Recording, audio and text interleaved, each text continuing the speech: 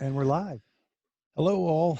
On this episode, we are going to have the rare opportunity to talk with a shaman about the current world events and the state of what's happening right now. And my goodness, is this going to be exciting? So please tune in and hit the pause button on the rest of your life and truly hear what you're about to have the opportunity to experience.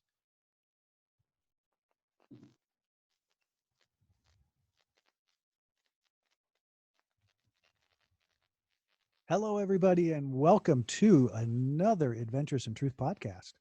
And I'm Jim Case, and I'm here with my amazing colleague, Dr. Jeffrey Smith. Hello. Hi, Jeff.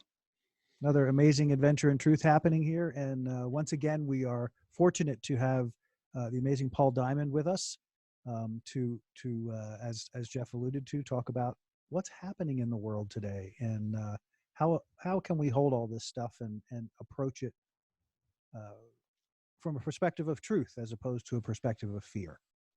Absolutely. I'd like to take the intro today and put a timestamp on this as I believe it's is it the 3rd of April today? I've lost I think track. so. I think so. Okay, 3rd of April in the year 2020. Um, we're on the west coast of the United States anyway, anticipating another week to 10 days before, if what's happening on the east coast of the United States is duplicated on the west coast, and if what's happening on the east coast is actually happening. It's just so odd to even say that, because we only know what we're being shown Mm-hmm. is happening. We don't really know what is happening. Nevertheless, because of what we have been shown happened in China, not sure if it really happened, but what we were shown happened, and then went to Italy and Spain and has impacted other countries. Now we're getting to experience that. But I would just so much love to hear from our shaman that I've grown very fond of, and I've never met Paul in person yet. I feel as though I have through the work that we've done in a variety of different podcasts over the last several months. Um, I really hope, folks, that if you're listening to this podcast right now, that you would stop multitasking if you are, and you'd really, really tune in to a single awareness rather than a dual awareness, and just hear what Paul has to say as to his perceptions of what the virus is all about, or what the energy is all about, what we can possibly glean from it, and what our part is in participating in this massive event that's taking place on the planet. So, Paul, please share with us what your masters and guides This and is your one of own those. intellect. Here, you take it. I can't wait to hear this. I have been. Yeah, God. Well, these are exciting times, aren't they? Radical times. Of course, really the biggest event that most of us have ever experienced on a global scale. Mhm. At least that we've become personally aware of. Of course, disasters are happening on a daily basis, on a regular basis, and millions of people are dying of all kinds of horrible things all over the world. But we don't really give it much mind or pay much attention to it. But this, of course, has caught our attention in the biggest way because it impacts us personally. It impacts our local environment very dramatically.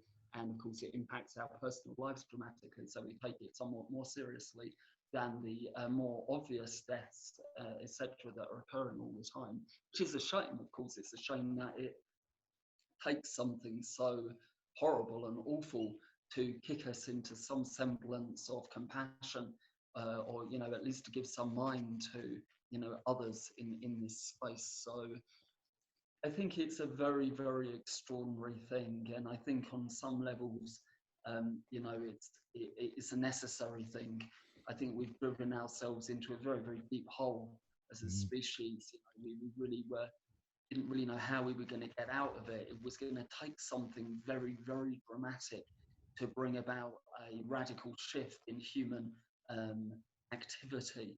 And that's happened. We're there, and we're being forced to change at a very, very fast pace. I mean, I think everybody has the perception as they grow older that time is somehow being condensed, that time is quickening, going faster as we age, and that events are getting more compacted. But now we're being forced to change and adapt at the fastest pace that really any of us have ever seen, and not in a really kind of a positive way. Obviously being forced to adapt to much more difficult conditions than we're used to, much more restrictive conditions that we are used to. And of course, from the perspective of the planet, that's kind of a necessary quarantine. Humanity's not done much good for the environment, for the ecology of the planet. And it's taken something this radical to stop us for even a single moment. And we can see how even a couple of weeks of the stoppage of human nature and on the kind of the regrowth of the planet as a whole, and that it only took 2 weeks really for our whole civilization to crumble and collapse and turn into something radically different. Why? Because it had no foundation. It had no real foundation. It was purely illusory. The idea that we were going to be able to continue, that it was sustainable in the long run, was just a fantasy.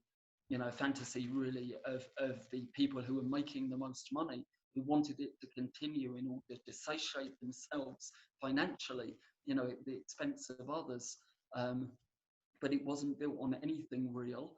And now we come back to a much more kind of basic relationship with things, where the fundamentals are: do we have a house? Do we have a roof over our heads? Do we have enough food?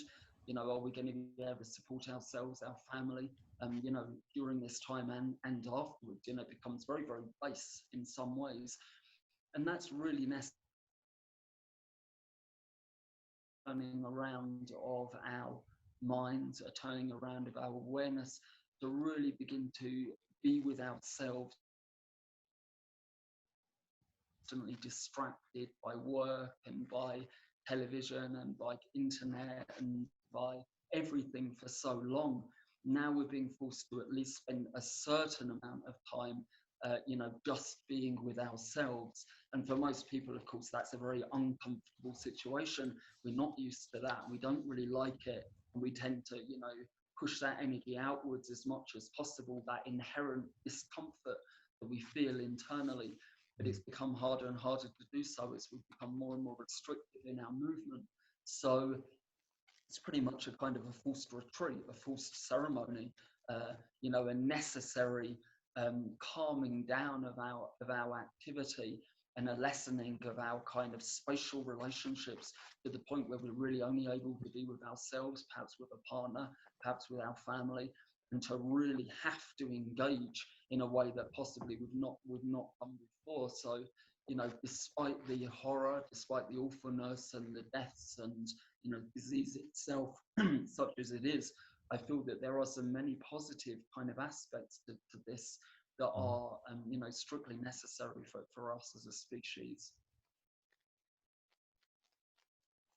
Yeah, have to agree with everything you've said for sure. Can I jump in? May I, or were you going? Go ahead. So, one of the things I'd love to talk about is is what I alluded to before we started, and that is, I find myself in this process.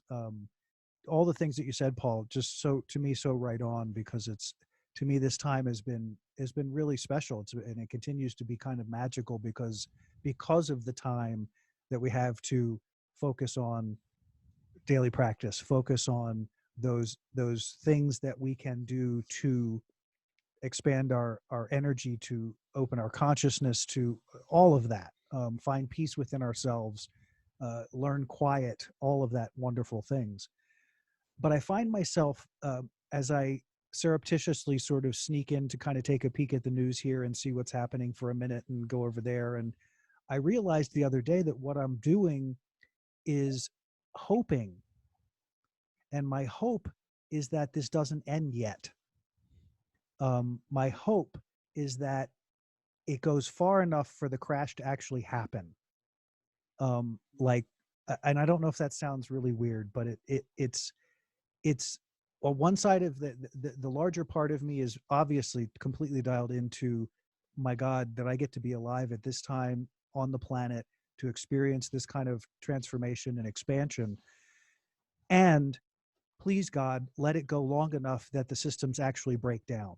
Let it go long enough that it isn't a week from now and we're back going, struggle, and it's a struggle, but we're going to get, quote, back to normal. I don't want to go back to, I don't want to go there anymore.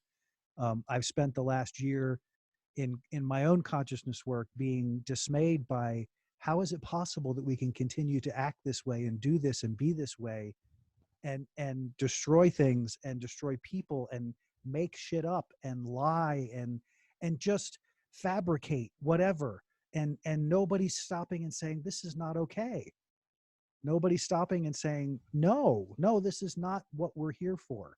And now it's almost like God, the universe, whatever, all of us collectively, maybe all of us who have been dreaming collectively, managed to find a way to co-create an energy that made everybody stop, that makes everything stop. And now we're getting to see, because the underpinnings of what you talked about, Paul, the lack of foundation under any of it, whether it's capitalism, whether it's democracy, it doesn't matter. It's all built on faulty premises. And so I would love to hear from both of you, actually, your thoughts about that. Is this idea of, I've sort of been keeping my little secret, that part of me I just want to see a collapse. I don't want to see people hurt. I don't want to see suffering, but it's the way through, it's the way through. Cause I think if it stops too early, the suffering is going to be even greater. Because if the amount of energy and power that the powers that be will exude to try to right things back to where they were, and where they were is I'm hoping we get to a place where you can't get there from here. Food for thought. Any thoughts? Well, I think one of the curious variables here that none of us may know, and I hope Paul might have some insights about this, is how long does change need to stay in effect to become the new normal? So when you were talking about a crash, to me, a crash would symbolize an occurrence that has taken place that has changed whatever we used to call normal to become a new normal. And how long does that actually have to occur to resist the temptation to simply rebuild the house of cards, which none of us want to see rebuilt? Yeah. Oh, I like that. It's a difficult one. It's a difficult one. Of course, we have to acknowledge that for the most part, we're speaking, of course, from very privileged positions where, Yes. We have at least financial resources, to sustain ourselves through this time, and, to take time to, move into more meditative conditions, etc. Whereas, of course, 95% of the population of the world does not have such privilege. And therefore, the situation at large, the disease and the economic fallout and all of that, of course, is going to cause enormous havoc and enormous suffering. And we have to kind of really hold that, actually, and not to dismiss it. Of course, it's very easy to us, in our position, to be kind of okay with it. It's not necessarily okay for a slum dweller in India who's surrounded by 10,000 other slum dwellers, who has no opportunity to self-isolate and is just going to die because they're going to catch something that they have no chance of recovering from because of their economic position in the world. So, I think we have to, of course, bear that in mind and really bring that forth when we're discussing this. Now, with regards to actually, the rate of change, or how much change is necessary before it becomes a stable condition, or, a movement away from the past, I'm afraid actually we are mostly very sticky creatures. I'm afraid we're going to want to go back to it. It's going to take a shit ton of more It would take, really see financial, the financial side of it, monetary side of it has really been there since the days of Babylon and Sumeria, way back in the day. And that kind of mental mindset from whatever cause really managed to get a grip over human consciousness in a way that we have not become free of, and I doubt that we're going to be free of kind of anytime soon. The financial institutions are going to be backed up by the governments, and governments are going to back up the corporations. They're going to do everything they can to keep the capitalist dream alive. There's no doubt about that. They don't want to see the change at those higher echelons of society. They don't want to see the change at the higher corporate structures, I'm afraid. Of course, there are individuals within corporate structures who do want to see such change, but it isn't endemic enough to, be, to change everything overnight, as it were. But it doesn't mean that we aren't going through a period of severe self-reflection that can have impact on a smaller scale. I think that we're going to try and hopefully understand the necessity of, local environmental kind of concerns. Not going for the global model anymore, growing food locally and importing locally, and moving away from the global chain of supply and demand, and actually trying to come back in a more holistic fashion on a more personal level. Of course, many people have been trying to do this for a long time anyway, but I suspect that this will kick more and more people into that kind of smaller way of thinking, actually, more village-like mentality, where, the people that in our local community become more of a concern to us, and such like. But I'm afraid human nature takes a lot to really change, and we'll see. I'm not holding out great hope that this is the great event that's going to kickstart an entirely new way of being in the world, but I am hopeful that it will cause enough self-reflection, cause a certain amount of change, and that may be significant enough.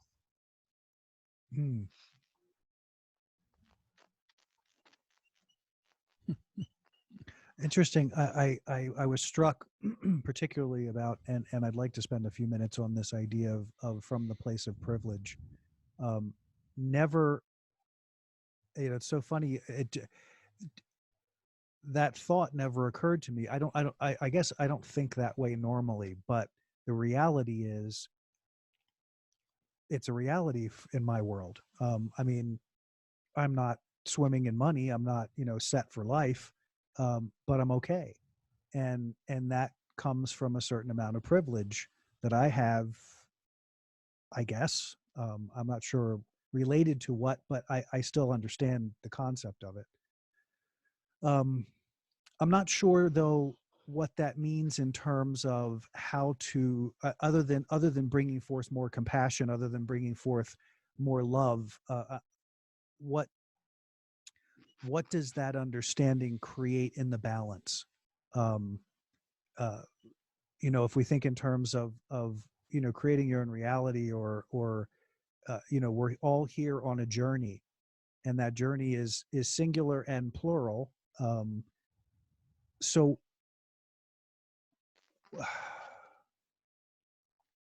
how do you hold all that? Where do you hold all that? Where does it go? I've thought about it as in terms of thinking about, should I, how to be engaged? Is this a process of helping people who don't have anything? And if they don't, what difference does it make? And it seems all very confusing. So the best option is be quiet. No, I think you hit on it immediately, Jim. The answer is, it leads to the deep needs or wants to move in the development of compassion.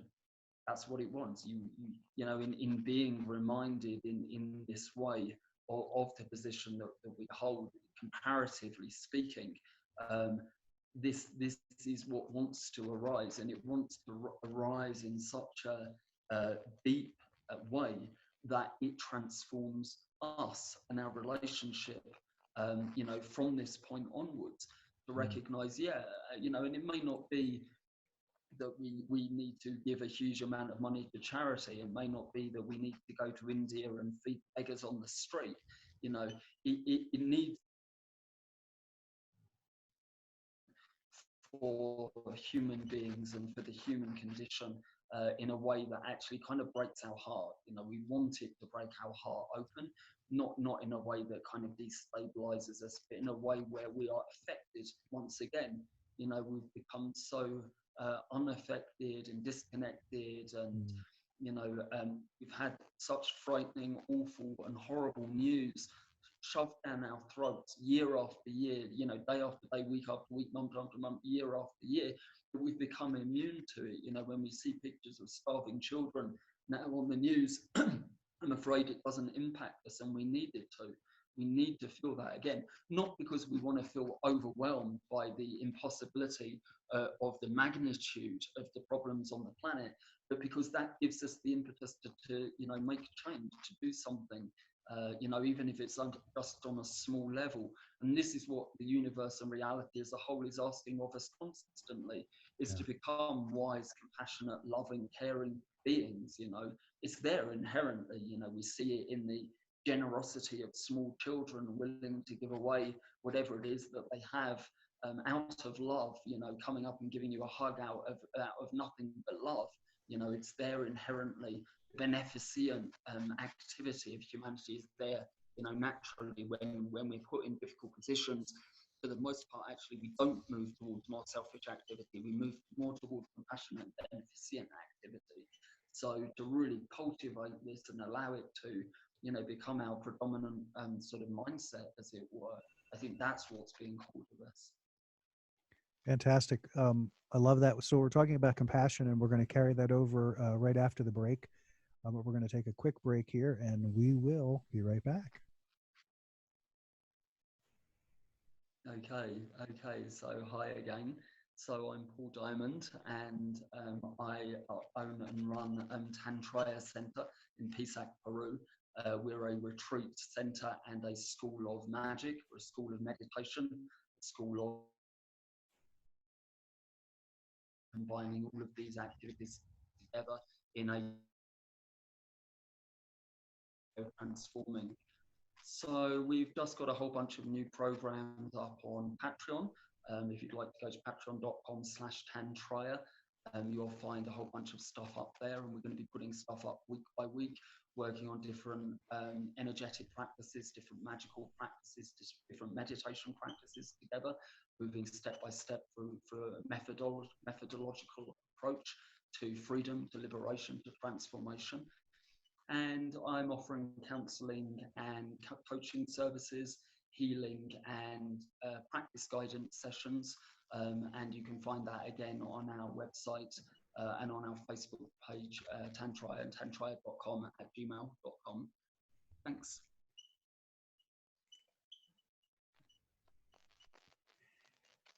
And welcome back. And again, we're super excited that Paul's here with us again.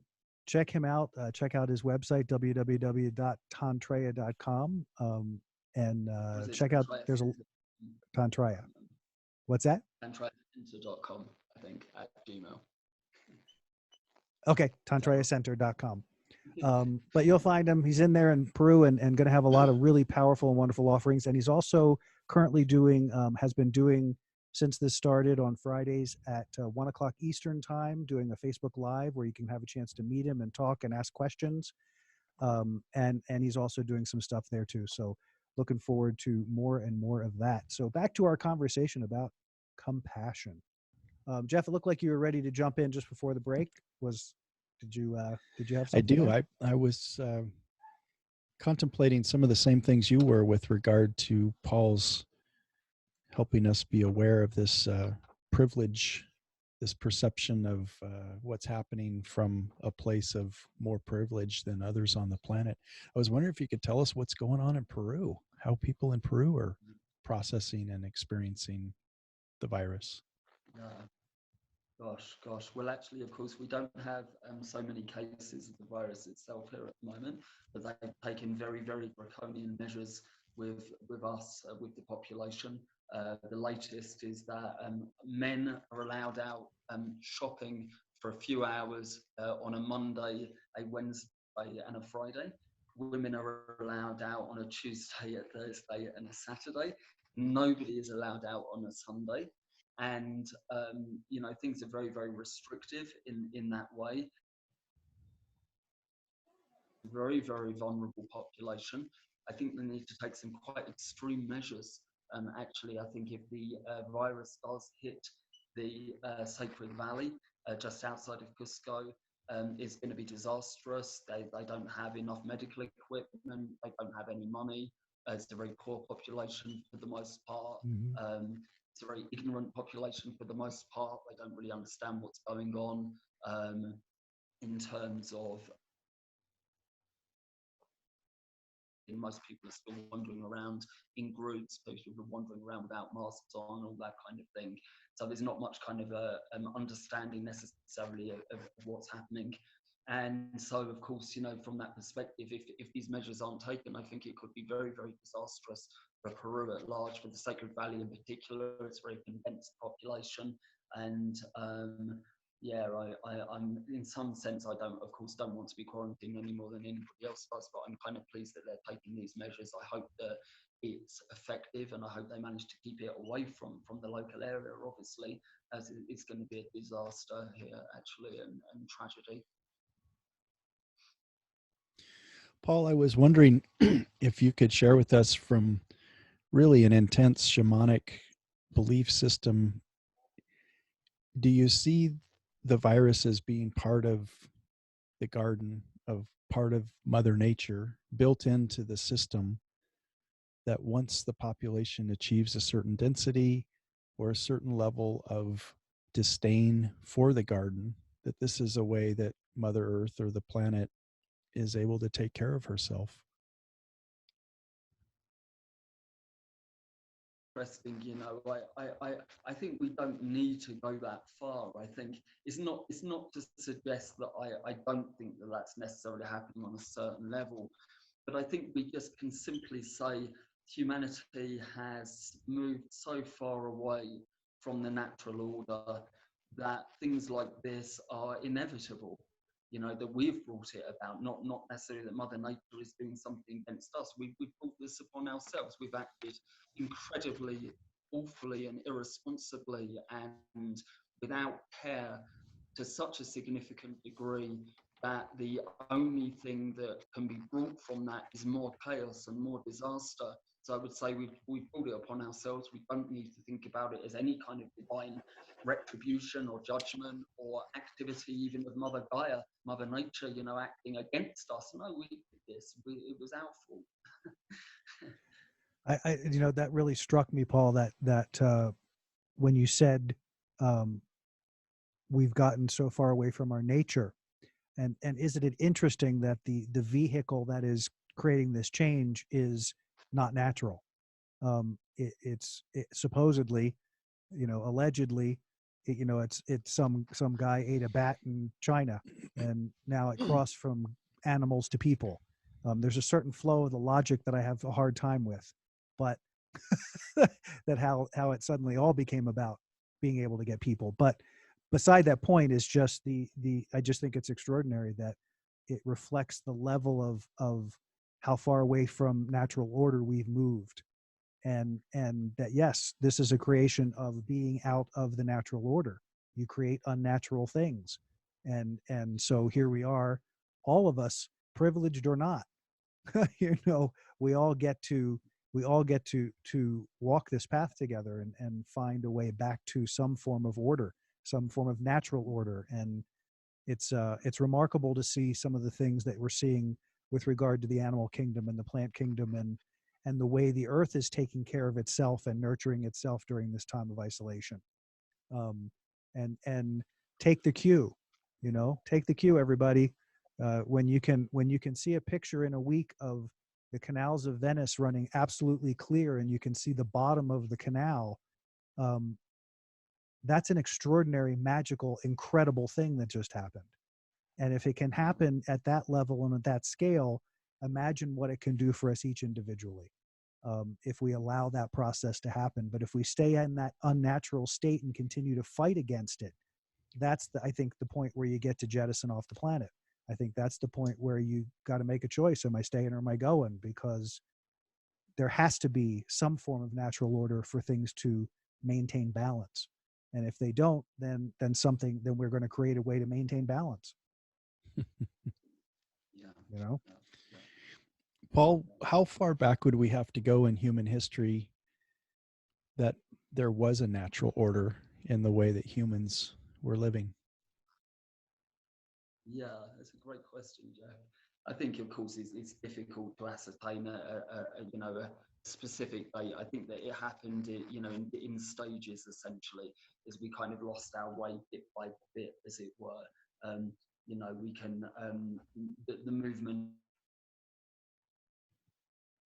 culture, kind of initially more to a patriarchal, masculine-based culture. We can say, a movement away from a mostly vegetarian, hormone-rich, alkaloid-rich diet to kind of much more kind of, meat-based diets. Movement away from the tropical forests into the desert.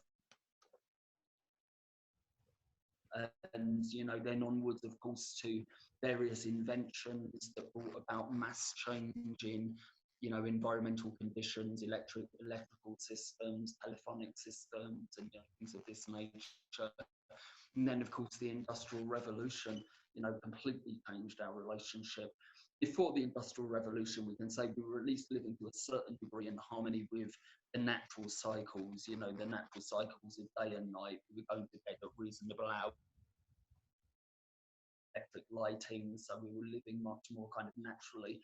But the Industrial Revolution and changed us dramatically and moved us away from the natural order in a very, very fast manner, and that continued kind of quicker and quicker, really, until we find ourselves where we are now. But it definitely wasn't a one-time only event.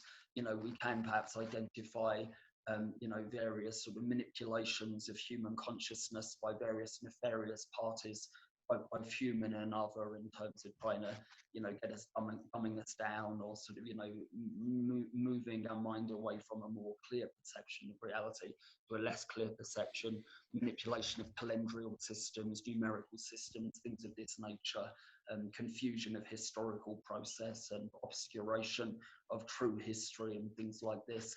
And all of these things, of course, have just built upon themselves, one after another, until we find ourselves extraordinarily far removed from things, until we actually find it very, very difficult to even recognize what it is that's natural. And what is more natural is actually often given a kind of a comical or, mockery kind of aspect, not taken very seriously at all, the return to nature and, hippies living off the land and all this kind of thing, whereas of course actually these were the more natural conditions. So yeah, I'm afraid it's been a long process of movement away from, and therefore it's not necessarily going to be a very fast movement back to, and actually probably not possible to return to. Now we have to move through it rather than seeking to return to something that was pristine. We have to go through everything that we've created in order to come to a new way of being. We can't seek the old; it's not there anymore. Do you Good. think there's a culture on the planet now that's would serve as a model for how we could do this? I think, of course, nearly every culture on earth has been corrupted in some way or another by the mind virus of money, by the mind virus of more goods and all of these kinds of things. And, it's pretty much there absolutely everywhere. The only places we really find it now are in kind of, tribal cultures that have been hidden away from humanity at large. But again, it's not possible for us to use those as a model, because we can't go there. It's not possible for us to return to some kind of archaic relationship with things. Right. We wouldn't know how to, as much as anything. We don't have the understanding or the ability to do that. So we really have to kind of take the bull by the horn, as it were, take the bit in the mouth and run with what we've done, and see how we can kind of use what we've created to bring about a beneficent relationship with things post industrial revolution, post technology, post historical process, not pre. Yeah. And on that note, we're going to go to a quick break. When we come back, we're going to continue this conversation with a question that I'll have you guys think about for a second here, because to Paul's point and what he was addressing, and that has to do with natural order and technology. How do they work together? And do they work together? And I think Paul started to answer that, but we're going to come back to that right after the break. Hello, everybody. Dr. Jeffrey Smith here with adventuresintruthpodcast.com. We are so excited as, gosh, has there ever been a more exciting time to be on the planet? And you've heard us talk about this episode after episode. And now we're getting an opportunity to make a shift from what was to what is and what's going to be.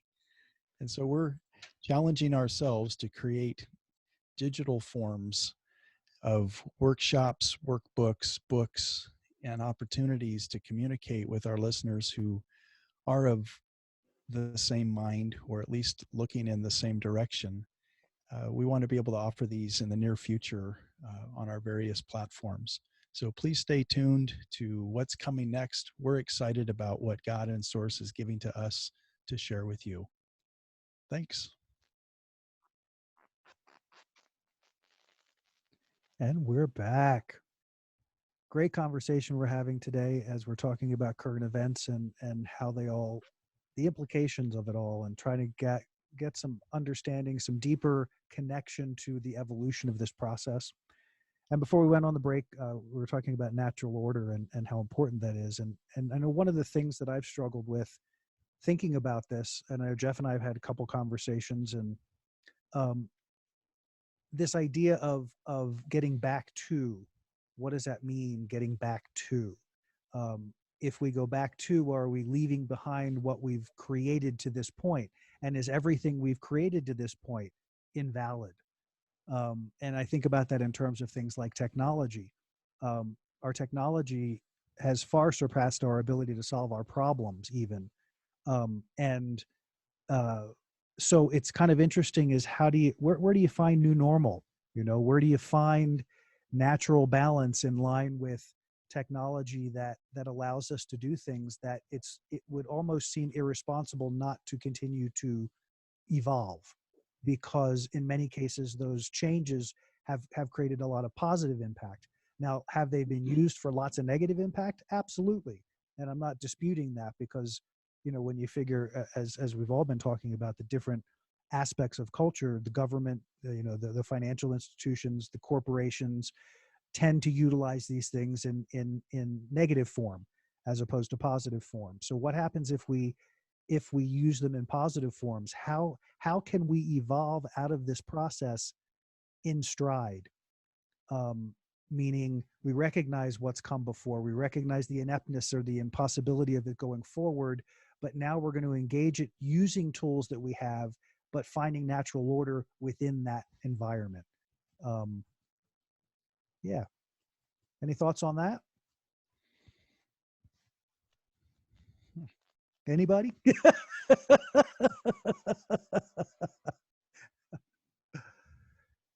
Paul, any thoughts on I that think you'd like to add, yeah, share, tear yeah. apart? I think that this is sort of it's an important point. It's like, actually there is a sort of there is an evolution of human consciousness. There's an evolution of human um, sort of technological advancement and understanding of the laws and conditions of reality, and all these kinds of things that are without a doubt a sort of positive and necessary movement of the mind. So, we what good was anything when we were kind of Neanderthal minded? There wasn't really anything there that was of any use to anything, really. Now, it's not to say, of course, as you say, Jim, that we've not exactly used these things for positive purposes, but it doesn't mean that there still isn't a necessary growth of human intelligence, a necessary growth of human consciousness. That is necessary. It's how we utilize these things, and the attitude that we bring to them that is the problem as such, rather than necessarily either the technology in and of itself or the sort of mind states that brought us to those new inventions or whatever. This is all kind of good. What needs to change is, of course, the lack of empathy, the lack of compassion, the lack of all of that aspects of things within connection, the realm, and within the realms of science and technology. This kind of cold-heartedness where, if as long as we gain knowledge, it doesn't really matter what we do. This is the kind of attitude that needs to change. It's not so much the kind of impetus to exploration or the impetus to invention of humanity that's the problem. This is wonderful. Of course, we could easily solve all of the problems of humanity if we could just get our shit together and stop fighting. Of course, we could come together as a species in extraordinary ways, solve all of our problems very, very quickly, and become the spacefaring species that we're supposed to become in our future evolution. We can do that very, very quickly. But I'm afraid we've got so many emotional problems. We've got so many egoic issues that arise because of our inner nature, that it becomes impossible to utilize these things for positive purposes. So it's not the things in and of themselves, it's the problem. We can use all of that in our spiritual growth and to grow as a species, but not with the right. All about mine, me, and what we can get for ourselves. That's no good. That doesn't help. Yeah, when I think about the different cultures that have been talked about in history, whether it was the Atlantean people, the Egyptian people, the Lemurian peoples, the Aztecs, for that matter, all of them that we sort of, some of them, like at least in story, in theory anyway, the evolution of technology and compassion and had come together in such a way that you had brilliant cultures that were doing incredible things that we don't have access to at this point, that we've not allowed ourselves to explore, probably because that level of power could be dangerous in the mindset that that humanity currently is in, and that in the sense of that sort of negative expression, and how cool could it be that potential is there, that you can bring and evolve in such a way that the species evolves, technology evolves, our ability to thrive evolves, and we're creating, I hate to go to the word, but why not, to that utopian place. Now, we're not even close to that right now, but the potential of that suddenly opens up in a new way when you consider the technology that we now have and the power of the people to potentially create some pretty astronomical change, for good or for bad, but preferably for good, and hopefully that's where this is going. Fingers crossed. We're just an extraordinary species. We can do anything. We can do anything. And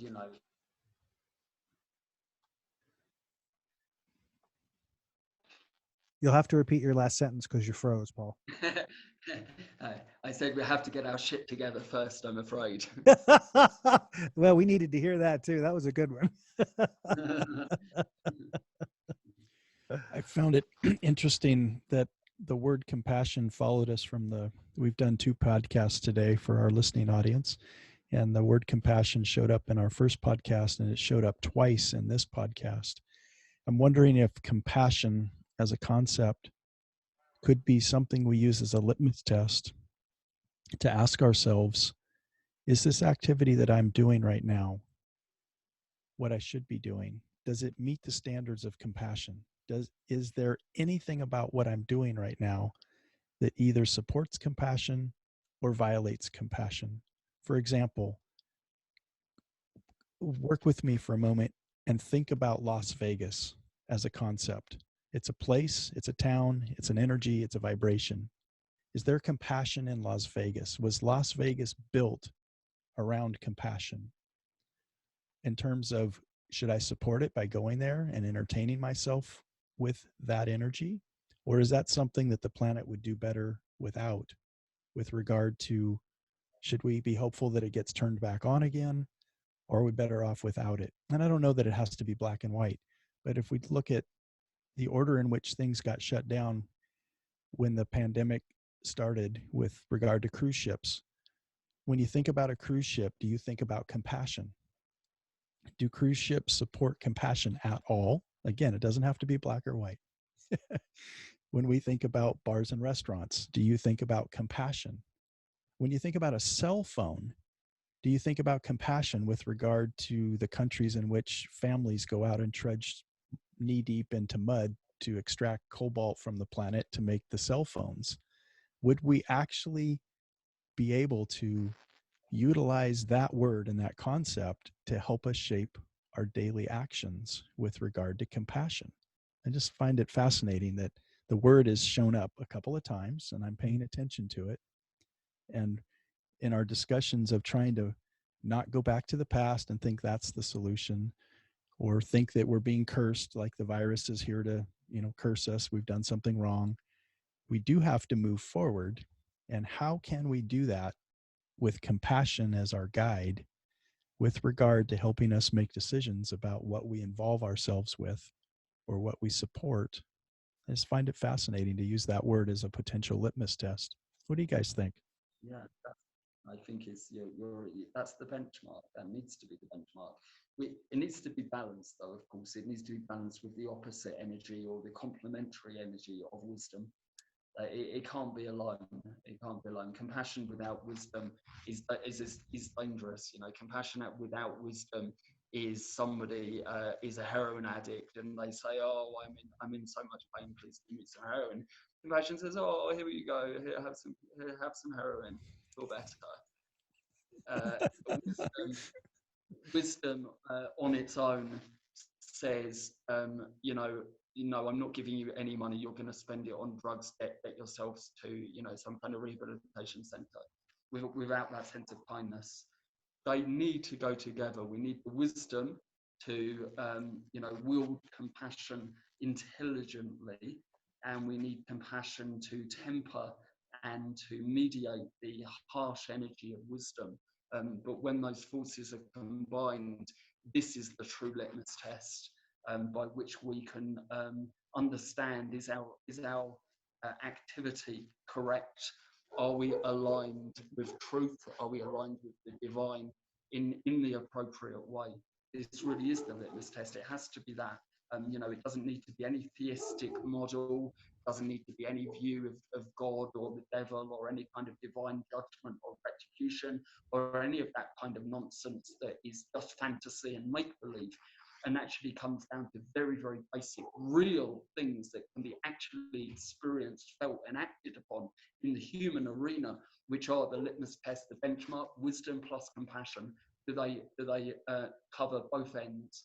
The Buddha said it nicely. He said, basically, at least before you speak, ask yourselves, pass the question through 3 gates.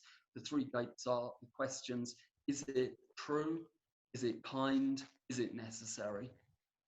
That's a very wonderful benchmark. It doesn't require you to fall into any kind of belief system or anything whatsoever, any kind of cultish way of thinking, whatever. No, it becomes very real, very human, and very positive, very beneficial. Great response.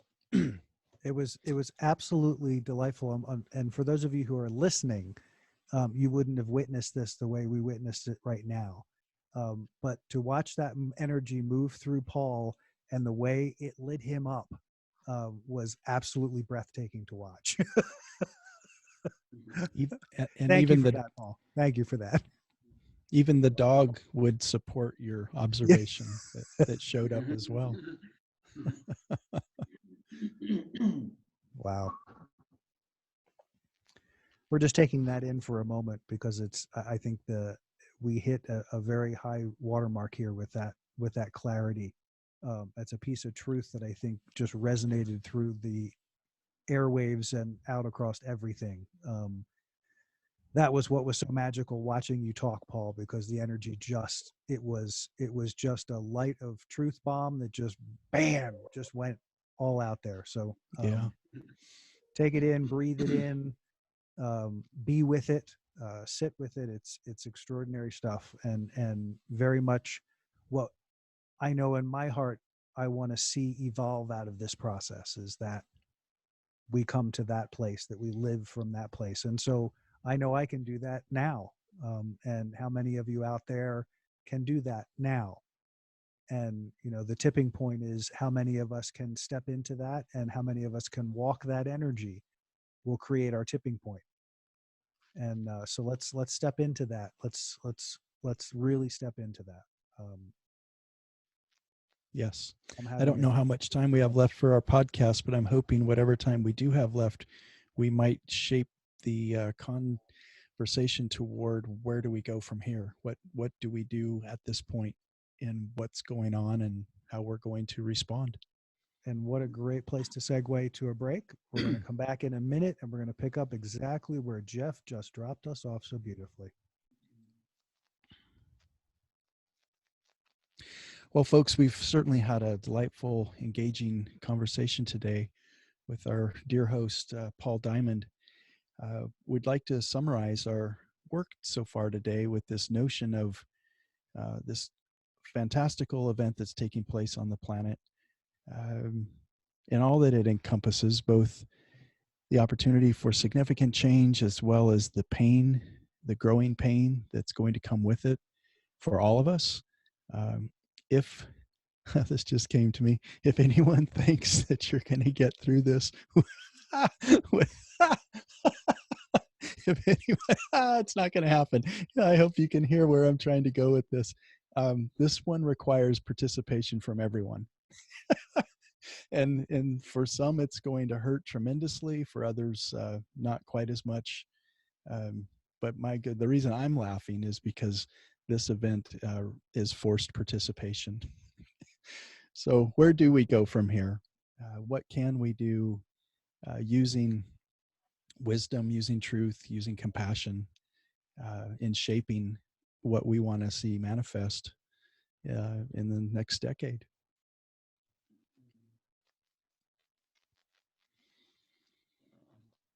I think that there's something very very important actually that we should discuss with regards to the situation at large that we've not touched upon. Radical level of change or realization as a result of what's happening, and that is a direct confrontation on a mass level with death. Coming into a relationship with death, personally, um, coming into the kind of the sense of the possibility of the immediacy of our death, perhaps the immediacy of the death of loved ones, people we care about, things like this.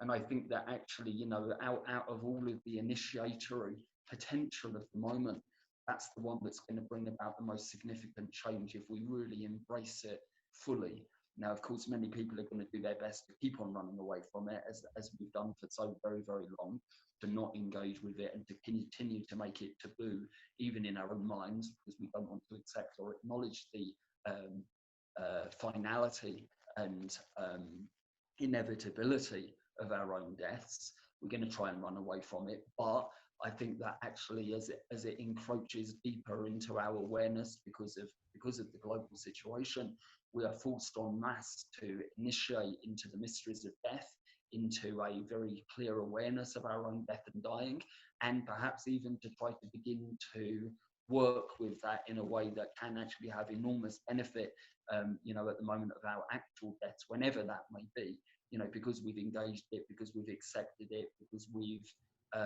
try to work with that energy beforehand, then of course it makes the actual death and dying process so much more, so much easier and so much more natural and beneficial, because it can be very destabilizing, very confusing, very discombobulating process to go through that.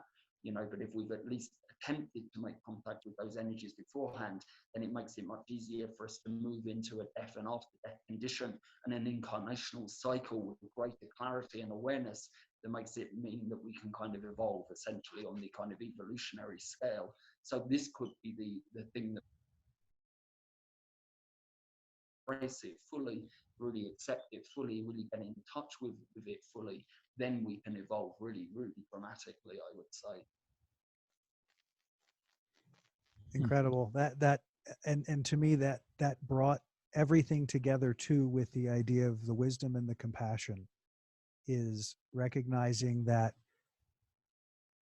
it's a compassionate act to recognize, I think, that we are impermanence, and it's an act of compassion to self, to take in that understanding of, this is just natural, this is my evolution, this is me growing into something different and larger and bigger, and having the wisdom to not let that cloud or dampen the way you thrive in this experience, and take the opportunities that we have now to forge different paths, to use those tools to release ourselves from that amazing, what's the word, it's a hook, but it hooks to the underpinning, and so it undermines our whole concept of our experience here on the earth, and puts all these unnatural pressures, all these unnatural thoughts, all these unnatural desires, because because of the sense of devastation that comes with this idea of people are dying. And that by being able to see it on a scale like this, again, the compassion comes in. You can be compassionate about the experience, but not to the point of being afraid of it. I've noticed in the last couple of weeks, as I've continued to work 8-10 hours a day with people going through this process, everybody's been affected by it in some way, impacted, and even if it's just in their mind and their emotions so far.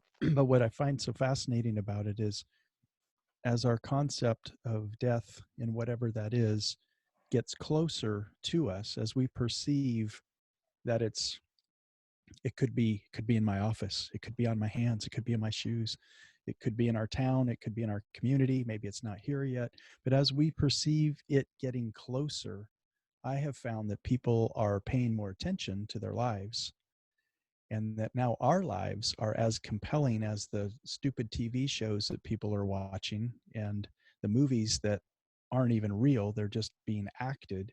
But it's just fascinating to me that people really do start showing up and paying attention to their lives when death seems to be close by, whether it's got a target for you or your neighbor or somebody else. We always seem to show up and pay attention, which is just absolutely fascinating to me. Can't avoid that one right now. It's happening all around. Yeah, profound, very deep, very necessary. Yeah. For the listeners, we hope that this conversation is in some way leading you, is in some way guiding you, providing a platform to you to give yourself permission to step into some new ways of thinking, some new ways of being, to take this incredible opportunity for transformation that we are in the midst of, whether it was forced upon us or not. It's still an opportunity for immense transformation for every individual, everything on the planet gets to have that opportunity. We encourage you and avail yourself to every ounce of it. This has got to be, to me, probably one of the most extraordinary times of my life. All of the things that we get to see and experience and understand and learn more about and avail ourselves to in the deepest way of who we are and why we're here. What an extraordinary time to be able to do that in a place, in a way that you don't have to consider anything but what's in your space right now. Religion doesn't matter. None of it matters. All it is what's here right now. Paul, I can't express enough and deeply enough, and I hope you feel the love that I feel, the appreciation that I feel for all that you represent and bring to this world, and so grateful to be in the same world. Really, truly. Thank you so much. What an amazing opportunity, and the same, Jeff, holds true for you. I get to speak to you more regularly. Well, the same. Yes, I feel the same sentiments both toward Paul and to you, Jim. Thank you so But much. does anybody have anything else you'd like to add before we bring this puppy to a close today? Actually, just with regards to how to just realize that there's always a deeper level to everything that's going on. That actually this is an extraordinary time, and to really kind of utilize that to the best of our ability, and to not move into spaces of fear or panic, and to really hold our ship together, to keep our minds calm and collected, and to really be there for each other at this time, and really utilize it for the benefit of our own spiritual evolution, and for the benefit of the beings around us. Let's take this time. Great suggestion. Everybody out there in podcast land, thank you for being a part of this, and thank you for listening. And we look forward to meeting up with you again very soon. Thanks, everybody. Good night. Thank you very much. Good night.